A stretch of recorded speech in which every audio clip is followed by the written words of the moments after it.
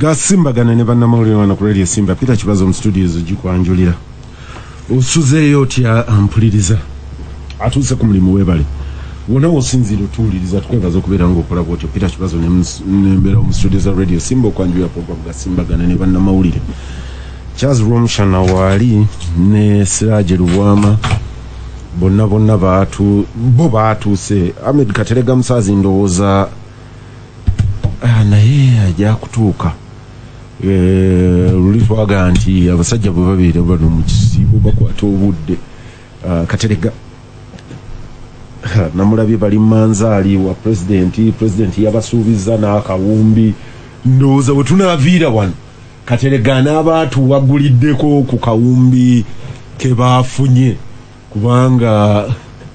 bwe baatuuse ne lwakubeera ye yagambye mwate ekifaananyi ekyazze ng'olyaga nti president yasinkanye abanuupu ate yalabyemu Katerega nti Katerega ayinza okuba nga yabadde yasala eddiiro yagenda mu nuupu. Ampuliriza Gasimbagana bannamawulire Siraje oseka ki bisisa kubanga ekifaananyi kyetwalabye nuupu ng'akyawumbawumba ate owa nuupu omulala naye yaga nti anze okukola ebitambula nteeka okusinkana President Museveni Reverend Bakaluba Peter Mukasa sikulimba yagambye atya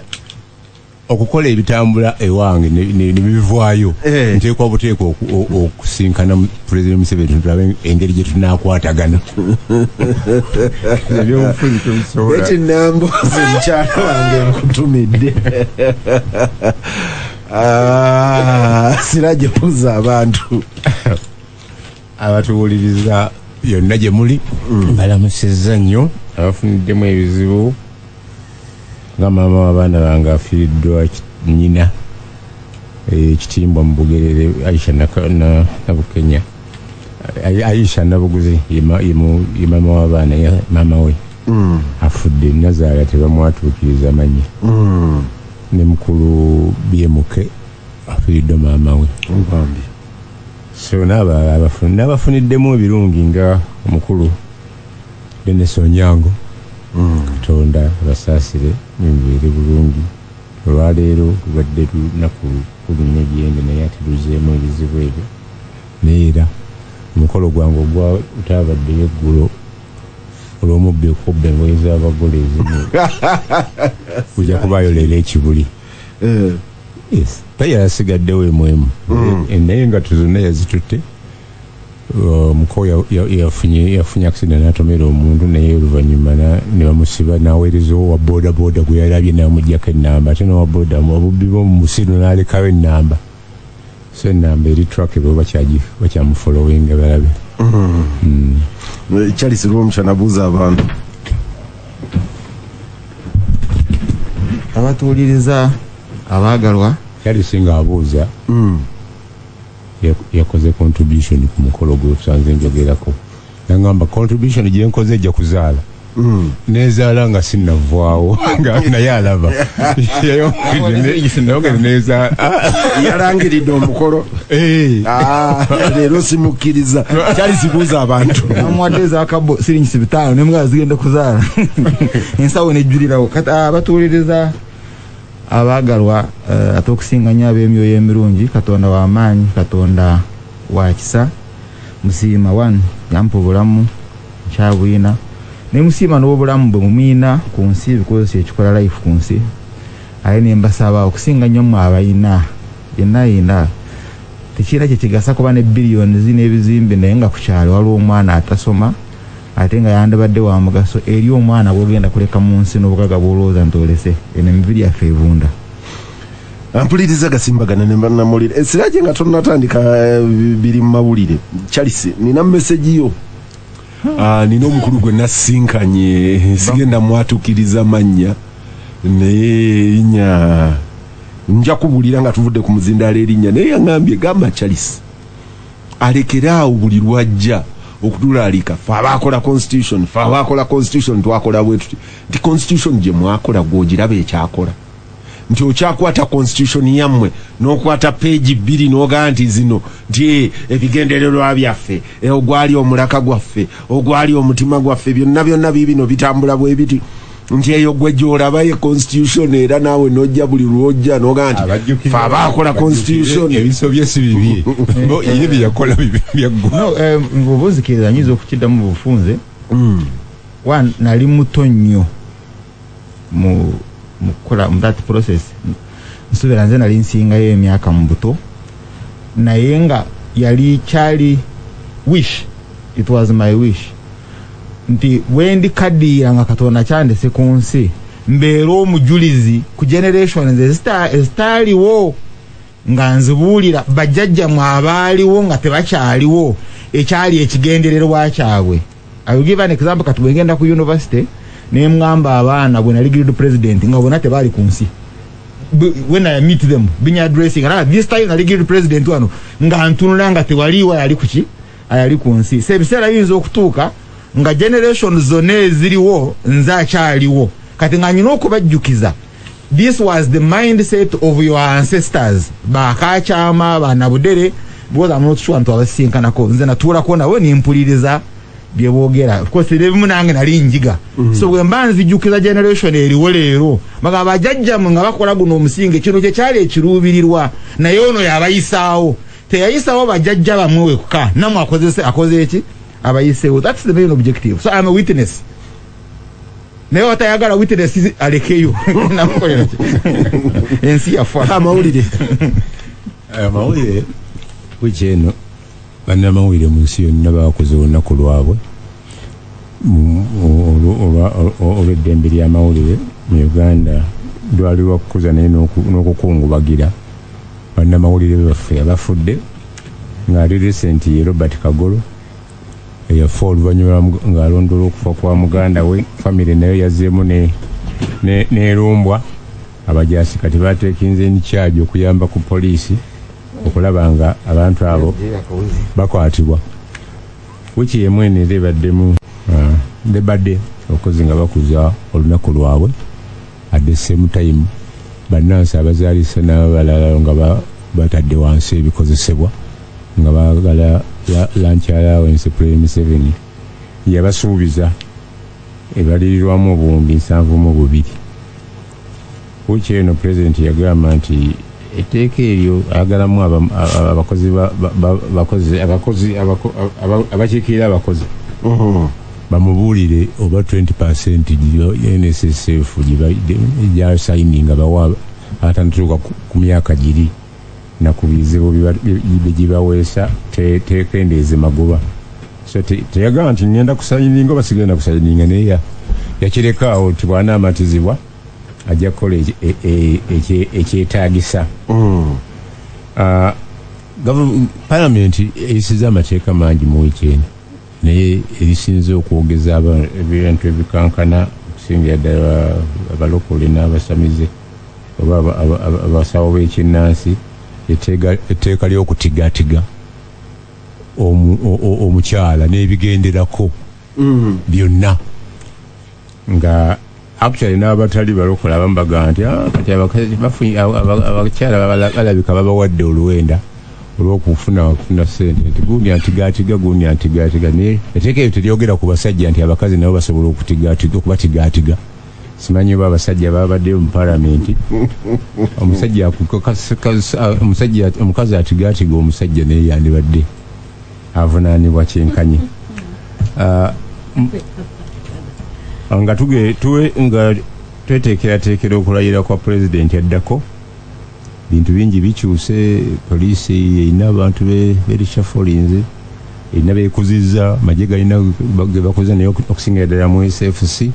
mu Kampala. Kati bw'otunuulira percentage y'abatrafiki abasingamu bakazi mbu tebalya nnyonguzi simanyi naye ekyo kiri awo. So abaana basalira amagezi bawase ate awo tebajja kukola lwakuba ngenda kukola lugambo naye nina mukwano gwange omu ye yagamba nti bw'otuuka awali owa traffic omukyala olukuyimiriza ng'otandika muwaana nti wayi nali nakula badda ku luguudo nga nkulinze kyakolera mbo simukozeeko olugambo tali mu studio so kasitoyimiriza lw'omushana atandika mukwana bukwanya pekyalina olugambo oba wabanki naye kati gwe lw'omushana emmotoka ye yandisurvivinze etya ku luguudo nga bangi aba traffic abakyala bafumbiddwa aba taxi kyesimanyi nti akomawa oba alekeraawo ku byamugambyeko n'amuta oba n'akanamba akatwala nadda lwe tulifuna programu eyiye ku bubwe tujjamu kibazo maze okukitegeera you are not a good student nali nkuyigiriza tactics of intelligence oba otya mu denja olina okuyiiya engeri gy'oba mu denja president wa nuupu ennaku zino asinkana abakulembeze ebibiina ebivuganya ebyenjawulo FDC Jemana akyagenda mu maaso n'ebirala at the same time nga bwalwana olwa threat ey'okutwala abatuuze 2,000 okuva emagere oyaga nti waliwawe n'agamba nti newunanyambula okunjja mwanda we yanja kusigala nga ndi mugumu Siraje newunyiza nti eyo story wabadde tonnagituwa kuba gwe watuwa eyali ayagala ekamwokya yali ayagala ekamwokya saagala ontwale ku kataka saawa zino mutabani wa president wa Gabon yakomyeyo mu Uganda yafunye n'enju ekololo actually very soon nduuza bagenda kuyimiriza okuddamu omusango ogwo naye yali agutaddeko akawoowo n'asaba nanyini ttaka okugira nga alina nagala kola kalulu kagwe yayi Dr. Kawanga Semwogere nsobolo yali president wa Gabon mutabani we yagalawo agulawo 64 ng'ayina be yasinkanye banywanyi baffe simanyi ate Siraje waliwo ndoza naishono yali nze namusanga ku lwange awantu awalala akabuzi akalala tumukyaliremu atookeze kabuzi manya bajjajja mbuzi yajjajja ooma ennaku zino accident zisusse naddala ku lw'e Masaka wikyeno tufiiriddwe 14 kuliraani waba very unfortunate sekatera waliwo n'abasatu abafudde gwera ku lw'e Masaka n'abalala bafa at the same time LDU bagenda mu maaso n'okutta abantu awakiseka battawo 2 waliwo omuyizi wa university mu Baseveni Fidde yafa abesitu olw'okunaba Peter simanyi wafu twafuna ku experience eyo nga tali wamu abantu bali mu line olwa traffic jam ene muloka zeekute leene eno zitambula oli najja naayisa bale naava mu line naayisa naye nga alina pick up naye nga emisinde gyayisizaako ng'owa boda oba abadde crossing nga tabaziza nga alina okumutta abanange let's also be disciplined on these roads abaana ba senior tubaddayo funda naye nze nkubiriza abantu okukolayo obujeemu nalaba nina abantu nga 3 kati bemmanyi Robert Kavushenga buli lwe musanga ng'eri yajja ayisa aveeno kuleni enkyamu nga ye yaveeri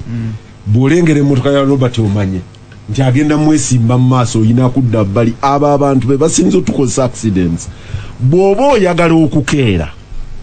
ng'ogenda wabayisha Butambala totuuka Kyengera n'oli akataka n'odda wakati fe abava e Masaka n'otulinyirira keera kubanga ku nguudo kuliko traffic jam keera kobeere munene kobeera ani keera nze mbalaalika mujja kuntomera gwe bw'ojja ozunga nze nga nkakuteeka mu maaso nga gw'onoonya gy'oyita kizibu bali bamuggulirawo singa tebamuggulirawo kyandikoze oyogedde ku Robert Kavushenga naye kuva mu motoka bakusimba oluyi batuugaza weegiwo nina gwe nayimirira mu maaso Charleson olw'omushana naŋŋamba oluvannyuma ti naye oyo wandimulese omu ku badirectors ba poliisi jajja nenga nti naye ffe temuyinza kutujooga kutuuka wano emmotoka gy'olimu nze njigulira amafuta nze ngisasula n'ogisasula ne uniform gy'oyambala nze njigula ate onzije ne ku luguudo ku leeni enkyamu ng'oddaka because you imagine addayo waka naye ayagala ffe tumuviire ko nze nedda ntomera era bwe yatuuka omukulu bwe yandaba mu maaso n'alaba nga akapere nze ndiwo n'agamba abasajja be you move this side eyo level y'empowerment bannayuganda bangi singa bagirina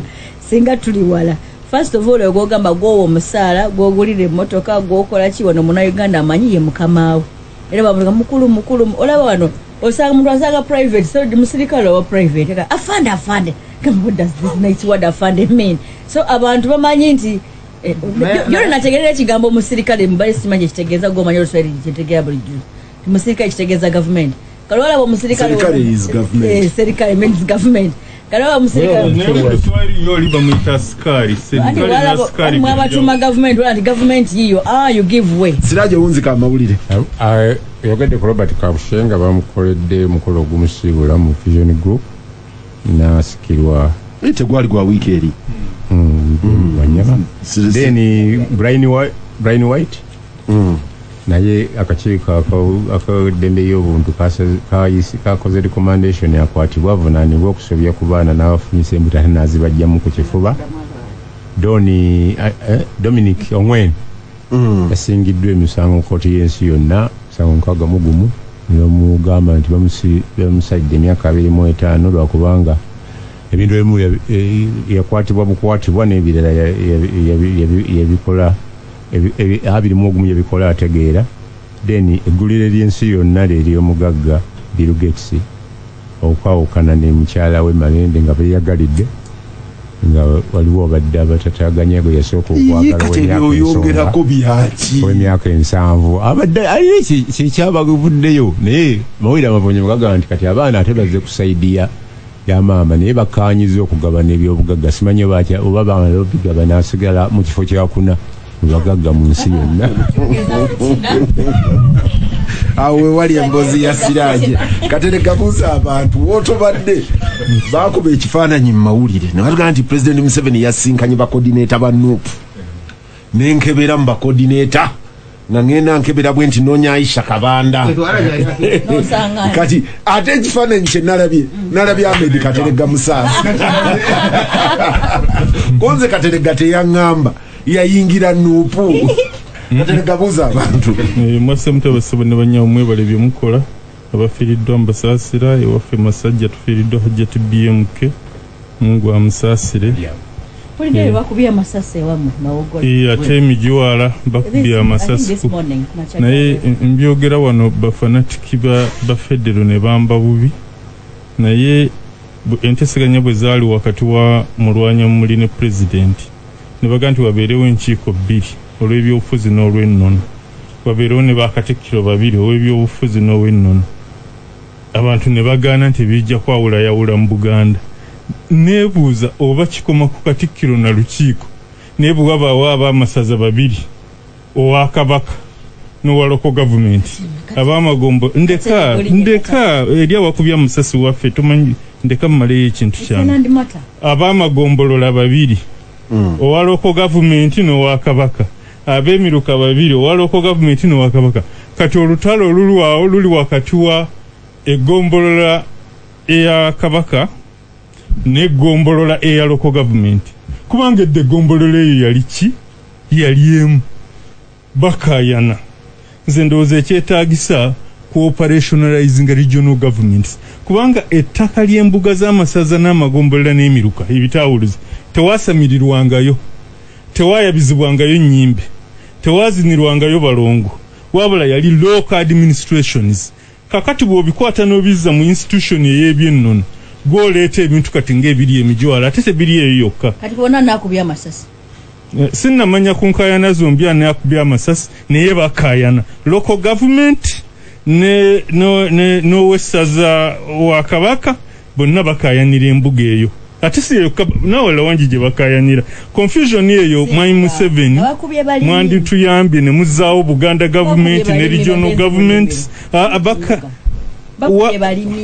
abalimi abadde bagenza okulima bebagezezaako okugoba mu nnimiro era bebakubya amasasi. Maama wange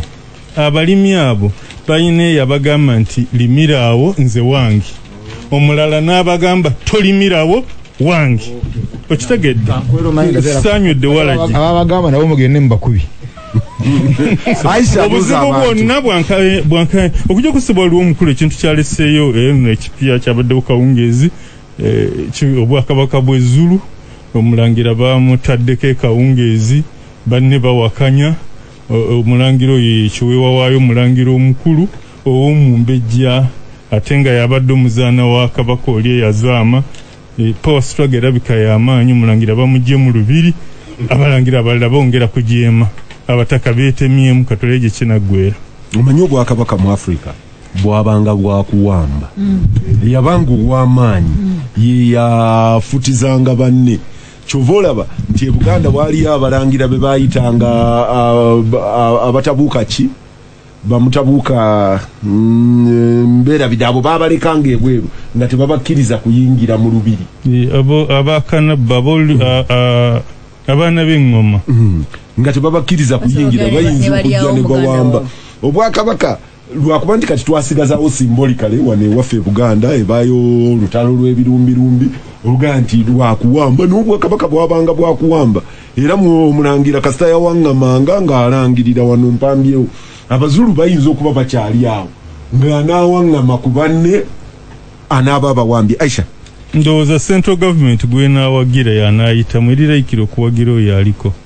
Abawuliriza musibye mukyala mwebale emirimu musobodde okukolako kitalo abantu betufiiriddwa ffe ebutambala ne mu busiraamu twafiiriddwa sheekhe omukulu ennyo gye tuli Sheekh Karuma kusaba Allah amusaasire amusonyiwe ebyasoba amugazize kabbuliye yatuyambye n'atusetingira president empya eraga ntusobola okuziika ku ssaawa 4 ez'okumakya era twamuziise ku 4 twabitandika mu covid tubimanyiire abantu bakitegeere nti kirina omunda kyagadde tusobola okuziika ku 4 ne muziika ku 8 mugenda muziika bwe muti twakuba ennyo abantu baba bakyali mu nnimiro mpozi. Famire ya Karuma nagende balina kumala kwera 10 faraza kifa yabeerawo bazeeka abali mu ssanyu alhamdulillah abasiiba mwebale okutuukiriza omulimu gwa Allah sibo tukitambuza naku ezisembayo twongere okwegerera Katonda waffe atulungamiza ensi yaffe n'abaana baffe n'abaami baffe n'abakyala baffe tubeere mu nsi ennungi. Ampuliriza Gasimba Idi netuuka ndoza twamaze okujja Idi ndoza ya mu wiiki wakati mashallah mbagaliza Idi ennungi saba Allah tusaasire. Charles ono balina gye bamuyita ku Idi oli yamuyita mu advance tugenda wamu onda tuyalate kukeera kwefe tulina okwokya ennyama wasero ekizibu kyennina ate nina invitation endala asanasi owulidde asanasi bw'otondaba manya. Ampuliriza Gasimbagana ne bannamawulire tukomawo. Gasimbagana ne bannamawulire wano ku Radio Simba. Peter Kibazo mu studios ugikwanjulira Siraje Lubwama Ahmed Katerega Musaazi Aisha Kavanda ne Charles Bwomushana. Siraje President Museveni agenda kulayira kulwakumeka lwokusatu. Enaku zino mbadde ndaba amawulire nga nina pages eziwerako zembuuka nagamba Kakande wano nemwanga nti luli mwali mu gazeti ng'erimu amanya g'Abaisha bamuwanga banaalayira ddi ku lw'okumeka nenewunya kanabi nga alina patience gayitamu n'amanya Aisha agenda kulayira ng'ennaku z'omwezi nti nze nina pages bwezituuka mu mawulire nga pull out bwe mba nnoonyawo okutuula nga nagenze ku kisaawe eyo bwe ntuuka wali ku kibalaza ku mupiira eyo pull out gye nsikamu n'otuulako nenjalirira nentuulako era ngamba nnyo abantu nti bw'oba oteeka ekirango kyo wankabadde nga mwegendereza n'otakiteeka mu pull out abantu abafaanana nze empisa embi bangi banoonya mawulire n'asika mu pull out n'agituulako kati embeera eyo weeri ne kati nalabye mawulire mulimu NRM anniversary celebration emyaka emeke NRM. Finally President Museveni emyaka gye gyonna kati agenda kuvuga kuweza ana abadde celebrating ekintu kimu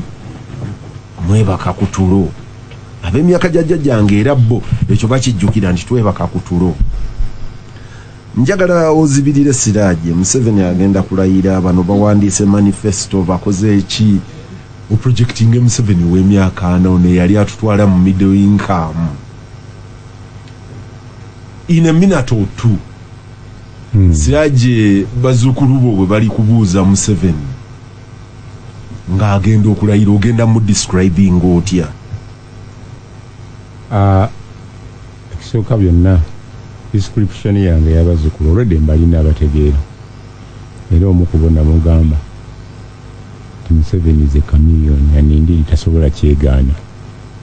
Twali Wakiseera n'akkiriza nti nze ndi chameleon n'ayogera amawulire twali nabo lale yaggwa kiro ne bagamba ffe tetufunye mu mawulire muki mu story ngenda nkuba mu monitor lead story am chameleon era teyakyegaana description nyimpi okulayira kwe simanyi basiraamu banakola senga kugwawo ku lwayidi naye ekikyabwe at least waliwo bebayise n'abamawulire bebayise balina kugenda mu covid naye okulayira kwe yenyini akwagala atakutidde nnyo kyataddewo embeera eraga nti omuntu yenyini teyeekakasa kyagenda kukola n'akamunyenya akatya n'egiziyitaŋŋana droni kati ze zitwala eddagala awantu tayimusenga gundi zaali zisobola okubuuka grade ziba ze zirina eddoboozi erikangakanga zandibadde zibuuka mu bbanga zikangakanga naye kiseera katusabe Katonda kireme kutuuka nga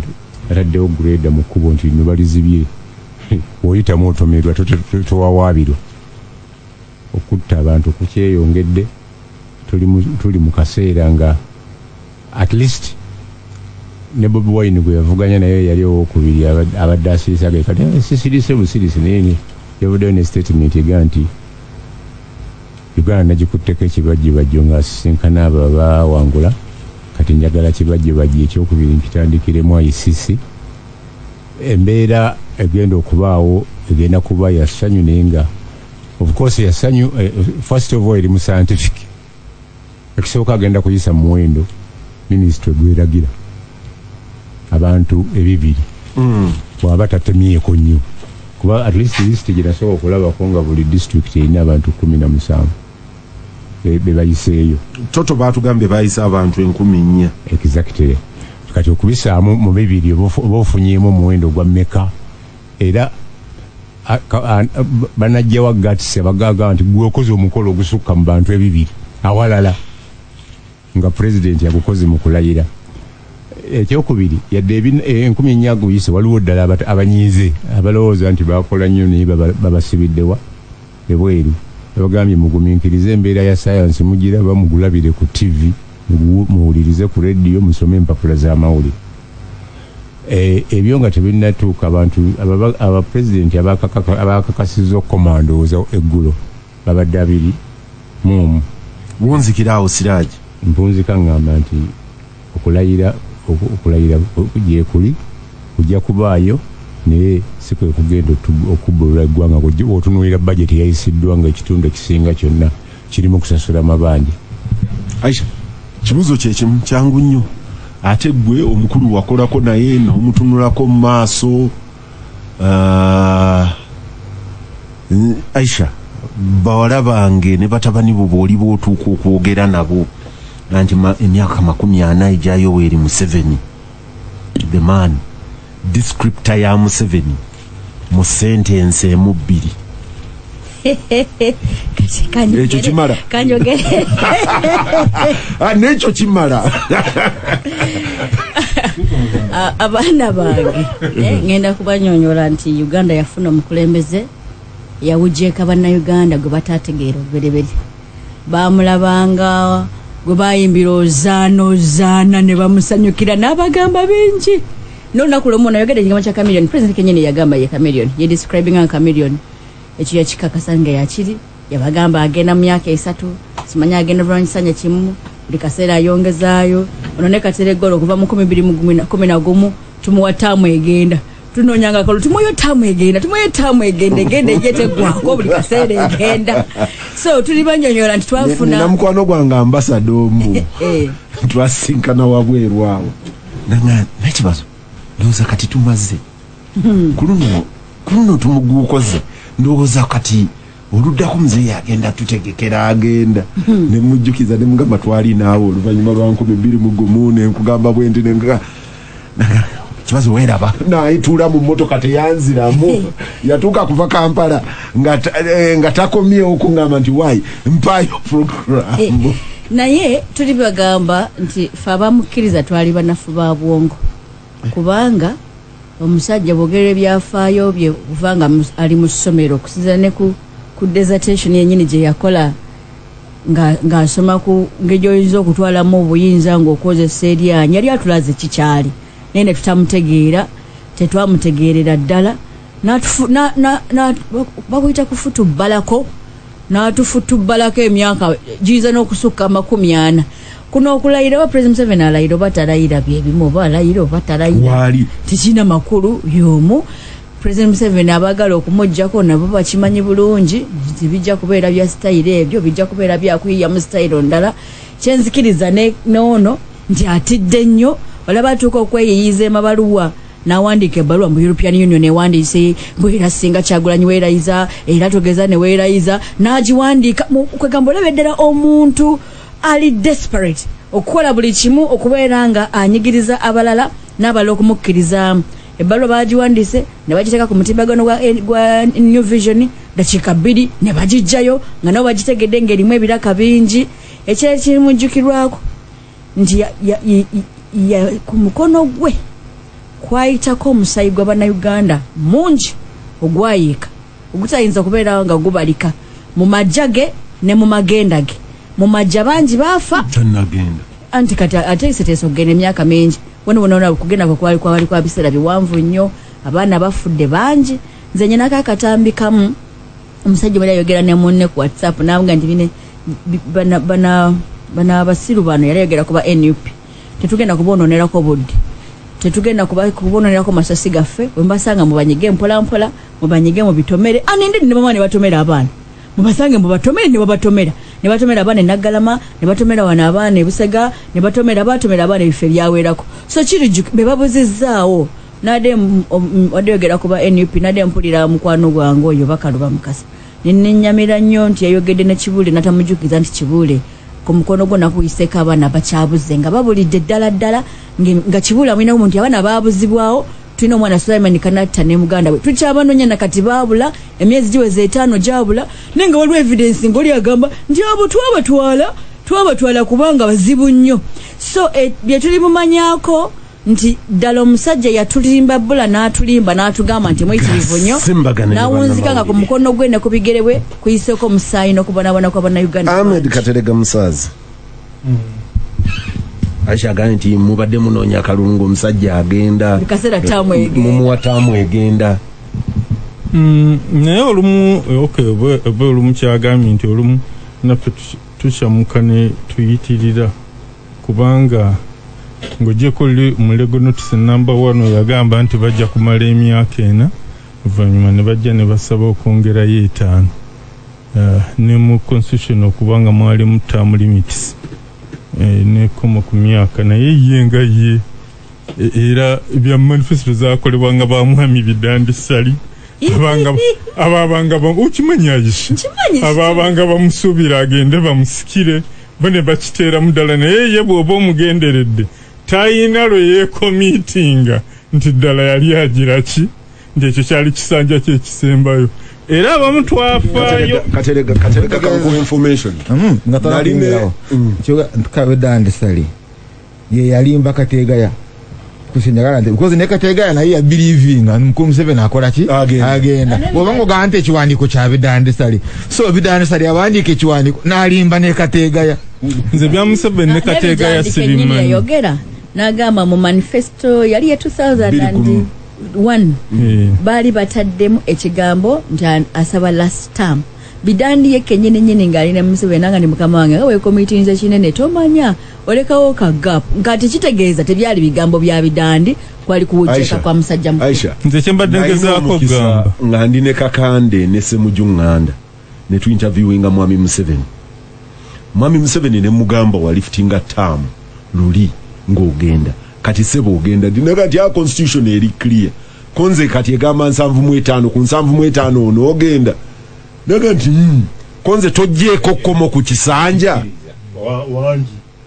tojjeko komo ku kisanja naga nti omuntu abaako Mwami Museveni yennyini naddamu n'akola interview ne Kamara OMTV era n'agamba noga nti alijje ekyo tetwakirowoozaako omuntu wabweze 75 abaagenye abaakaddiye era aliba mulalu alijjeko mu kubisanye ku myaka ku 75 sebo ebadde information oyinza okuba nga kuolu wali wagenda yali ategeeza nti obeera omukado watoyina gatambula biki kati kwe kukola press ups nasanga asobola kuweza 40 nebaza information naye kyenabadde ngezaako yabadde eri mu manifesto ya 21 oba Mwami Museveni ne Mwami Kateega ya Mbisenge bayogeranga kine bidandi ebisibimanyi nenze ndi ku kya public nti Museveni bwe yali akuba rali zonna mu campaign ya 21 teyagamba ko nti bannange mbasiibula njira ki ngenda teyakikola bino ebyemabega ebya Kamara nakyo ebyo ebimu nange mbadde mbiraba so kiba kitegeeza nti oba oli awo okulowooza kwali kungi nnyo nti kijja kuba kito naye bwe tudda ku kyokulayira kyennyini fe abava mu maka agali polygamous omusajja zaawasa nene ebinnauganda byendaba omusajja kati yawasiza omukazi owookuna naye nga mutabani we ye Yesu nga buli mugole gwaleeta bamugabana kakati bw'ojja bano abakyala b'osembayo yes ndooza excitement teba y'amaanyi kati okulayira ng'okwo ku side ye NRM olw'okuba ebisanja bibadde bingi amaddu tegayinza kubanga bwekigaali mu 86 oba mu 96 nekubaawo nti omukolo akalombolombo ako kasobola okukolebwa then Africa Solidarity ne tuyita abakulembeze ab'emikwano ne babeerawo n'ebirala ne bibeera bwe bityo ne mu Africa tuteeka nnyo kusanyuka olumu ne tuteekamu ssente nnyingi kyendowooza pulezidenti bwe twatukuza ameefuga ag'emyaka 25 mu 87 yaleeta wano omugenyi yali omugenzi Rawlings n'aga nti mu Africa tumalira nnyo obudde mu bikujjuko mu kifo ky'okukola esimi ne tuzoonoonera mu mbaga naki nga ne mukulu Mwanga juzi wiiki nga 2 mabega bwe yali agamba wano so kakati olumu kyentende okulayira kuno nze kwe nandituttenga akalombolombo how many billions bagenda kusasanya meka 7 bilioni 7 kukulayira akalombolombo ndowooza ketaaga tuyinza okuyita kabakulembeze baffe ab'omuliraana batukwatako nga mu East Africa Community ne Komesa nendowooza okujaganya tekwetaaga kutwala nnyo resources nze mu kulaba kwange naye nga Mwai Kibaki ye mwenyewe yali awakaluluka Odinga we yakabba within 5 minutes bali nga tebalamana kulangira results within 5 minutes nga amaze okufuna yinga ne moyi yakikolako ne binayisa yakikolako kati nawe mwakabbye nga Mwai Kibaki washite mukola same style within 5 minutes nga amaze okulayira ebyokubba sibimanyi kuba abantu batwala omusango mu kooti ate ne bagujjayo ndoza kati tutambule nga tugenda mu maso okujjako sebo nze kyenyinza omanye omwana gyamanye enkuba gyetonya twadoga ndi legacy ekiyinza okujjukirwa nze kyenyinza okujjukira kwe kuba nti kati bwe mba ngende ewaffe nze nsalawo oba mpita Mbaisha Butambala oba mpita Masaka Bukoma Nsimbi wonna tebakyali nfuufu w'enkoonako kwegamba ku by'enguudo n'okubunya amasannyalaze n'amazzi aga taapu naye waffe awaali watasuubirwa nti wayinza okutuuka ewaffe ku kyalo kyewaffe ono wonna tewali yali agenze ewaffe nambiri ziize tulimoti naye kati amazzi tulina ga taapu n'amasannyalaze ebyo tetuyinza byerabya kati waliwo ebigambo bibiri ekimu is power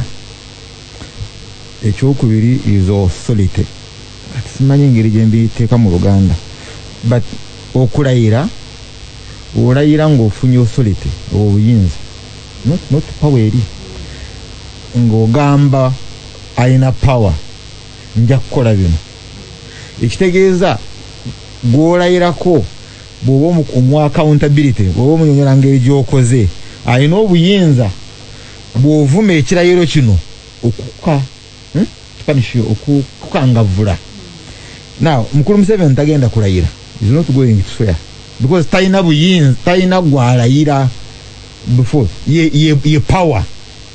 ayandabadde alina power ye population abantu ba bulijjo beyandabadde alayira neyeyama kati abantu ne banagamba ya bino wano ovumye constitution wano okoze kino therefore tukujjako oba genda maaso but obuyinza yabina na from 1986 when NRA captured the power to 1995 ejemyaka 9-10 yali transition yali it was supposed to be a transition. Question erinti obuyinza buva wani the transition buda wani. Let me remind you Mkulu Kibazo that there was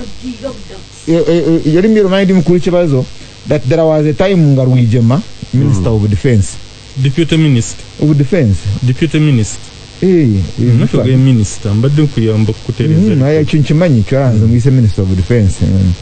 Then there was also a time Kayumba Nyamwasa ali district commissioner. So olaba definition nga Uncle Pike Deputy Director CMI Director Administration and Finance wansuwa mchamuntu ichengeza okulaga kiri that was the texture color and texture eyabawamba obuyinza naye obuyinza nga bwani obuyinza bwajaja wa Kibazo that old man you saw ngogoyina bebananyini buyinza that is the sovereign power bali babuwamba kati bagana tugenda kubuza eno constitution ikolebwa 95 yaleyo kulaga engero obuyinza bwe bunadda eri bakadde bange banabukozesa batya and that thing collapsed. Mukulu Museveni yachita so transition tebangawo we are still in that occupation Nakba and therefore twala twali kulayira because takolanga transition so bwe mwaga today tukole ku transition then tonight you know kudayo tutule but this time round we disarm that group because the chaleta problem nti group evaluwe yajange ineje ejere ne tukole ensobi ne tulukole ejeri egwanga we should have disbanded that army the way Nyerere did ne take commission ngere neutral nezimbeje ngari neutral ne risobola okuma constitution because constitution ya America ekumibwa je it's the military the state system ya America yekume constitution ya America but eyafe wano it is the same family ejikuma it is the same family which was usurped power so you are stuck. Information jembadde nkuwanti yes kitufu Mwalimu Nyerere ya dismantling KR naye ba individual abaali bali mu KR be yasigala nabo nga bwe bava ku kyalo ne yakuba amini musuguri era ba individual abo be yasigala nabo era tetunalaba ejeri ya Tanzania nga ligumiikiriza opposition in fact ejeri ya Tanzania liyisa bubi nnyo ab'oludda oluvuganya okusinga amagye ga wano gonna mu East Africa. Singana mutubuliza kibuzo kye kimu atu describing musajja mukulu njagala wunzike wanga alabika yawanvu yennyo aliwa ugwe njene mazedda umaze gasimbagana ne banamulire mwanga mbadde wano nga nebuzabuza ku ssimu nga nenoonya ekiyinza okudescribing Museveni naye nga ekicomplicating ebyange ye politics because ndi politician nakizudde nti oluusi obeera politician ebintu bingi tobyogera mu bulambukufu bwabyo you must sound politically right kakati but that's not your base you know kudayo mu base yo I know my best sir I'm reminding you yes kakati Museveni Yoweri Kaguta omutunuulira gye yava ne background ye nekyasobodde okufuuka naye amaanyi gayina va kugana agaffe agali mu constitution is a phenomenon to study. Buli ayagala engeri gye bakwatamu obuyinza n'okubugaanira I would recommend ng'oli mu Africa okumusoma. I would rather that osome kye yasoma because it's not the author, it's not the original. Yekai yabisoma. You see, n'abalala implementation. That does not add up. Yekai yabisoma. I mean, those books are there. You also read them. Ozimanyi. Oli wano buli kaseera gali ku nsalo. So at the end of kiddemu bwe gaba gajja muyite butambala. By the way, for your information, all that territory has been captured. No, mwanga chibibi ya virese kankwa information. No, please. Sibi akola ateramu. Wenjogerera, Eastern Congo has been declared a military zone. Obuyinza babujje mu civilians babuwadde governors n'aba military. And Museveni has also threatened it here. Why? Abayekera ba Uganda, they have captured that territory. Boboga bantu bagenda kubeera eje balifiira weerabe. Okay. On another day. Kati andikogeddeko bukyamu ki? Byomwogeddeko bibyo byennyini. Gali ku nsalo. Anengera kakasa ekyo. Kyogera mu Lukiga. Anti bw'okyogera mu Luganda kitegeeza kirala. Kyogera mu Lukiga. Program ya Luganda ey'Olukiga eri Kabale. Kakati naye bw'otunuulira naddala dia masteringa coercion terror naye na brandinga terror with the face of deceit n'agisiiga akazigo oyinza omutunuulira ng'oyaga kulaba evintage Museveni ddayo Museveni yabadde ayogera ku umeme bw'oba oyagala omutegeera obulungi evintage genda olabe Museveni eyabadde ayogera ku umeme nzoga ono opposition leader yakatuuka e Kampala ate noweebuuza umeme abagirimu tabamanyi oyagala okuandastandinga umeme mutowe Salimusale bamuwa akakiiko n'akakyeyalinga n'awandiika ripooti nga ripooti eyo eripootinga only eri omukulu endooza teyagisoma kulbaza nagirabako nga ripooti egamba ekizibu kye tulina ku umeme is power above kati nenebuuza power above sale yani kakati vintage Museveni bw'oba oyagala okutegeera Museveni kati omutegeera engeri gyadiiringamu ku mafuta. It's below, the deals are below the carpet. Kati ye Museveni gw'olina okumanya naye abeera very ruthless nga talina kisa kyonna ku bantu abasobola okwesembereza no kubeesembereza ye kyamanyi nti yensibuko y'obuyinza bw'ogamba wano kibazo nti ogenda kwesimbawo oba simanya kuba pulezidenti simanya biki ogenda kukola campaign Museveni ekiba kisoboka siba n'okukuwayo ku lupiya oba okuyita mu muntu omulala ne bakutuusaako lupiya ng'ogenze naye kaali kutegeera nti olinako mikwano gyo nga ddala ebibesi by'abano gali ku nsalo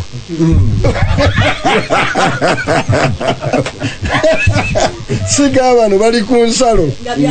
nga byalaali si byalaali si bya amuceya nga be boogera bw'otegeera okumutegeera twali tugenzeeyo ku byekasese tugenze kumubuuza ku byekasese nga waliwo atone genero wa Uganda William Byaruhanga yes kosi waliwo babaka bangi babuguma nganze bagaye tugende omusajja aganye okwogera ku nsonga yakoze eki yatulesa tetulaze kwaite munanvuma bizibu nnyo abula ne bagamba ddala omugenzi abiriga nagamba Kavumbi you are not serious kigambo Kavumbi kitegeeza omuntu agenda gye bengedde omwenge sobanti babirigategeeza naye komakeki Rianda MP weggulu namuripotingira ncheggulu waliyo bakifeesi bakifeesi bakwata abantu babatta naddako mu ntebe ye erijali enjeru nakola bwati nagamba nkubira Kaine Rugaba nga bakyama muhozi yagamba Kaine Rugaba kubanga muhozi bali babi yagamba sisono CDF yali CDF yali akyali Jeno Katumba yagamba kubira Kaine Rugaba bakubula nonya kale ngagamba bana abawala babeera awo bwe yadda nga bakyabanoonya nagamba naye abo tugenda bakola nga kye twakola ab'Ekaramoja tujja kubafuna wajja kubaawo silence ebigambo byangamba sibyogambye ogedde yagamba ati njagala obyogere wali obingambyeku nagamba ati twali bangi kubyogere nga obyogera mbadde simanyi nti oli mutiitizi nagamba abo nga twakola Ekaramoja abo tugenda kubasaanyaawo naye nga waliwo Attorney General statement yaga we are going to kill them. Yes. Yabagamba we are going to kill them. I was taken aback at your president. If I byogedde waliwo Attorney General. Attorney General amanyi that's absolutely unlawful. Neta ina amuna kwesika tu nentya nnyo omuntu ng'ekigambo killing kiri sokazo. Ng'okutta kuye okutta. Chabulijo. No. So the easiness without any remorse of which he made a statement tugenda kubata. Nankano yagamba Bush yagamba we shall bring them to justice. To justice. Kati justice yesalawo kubata life or whatever it is. Yes. Yocha ono chaliko is are you civil enough? Kutakosa kigambo ekyo. So I said, waliwo Attorney General on a civilian elected president. Nenga, the easiness of which, with time. But two things made a statement. One, I need Charlie Wo, Kulava instruction Jia Muhoz. And why Muhoz? Ngatogambi to finish people. So, Nenga, Kulava Yitali, teyesise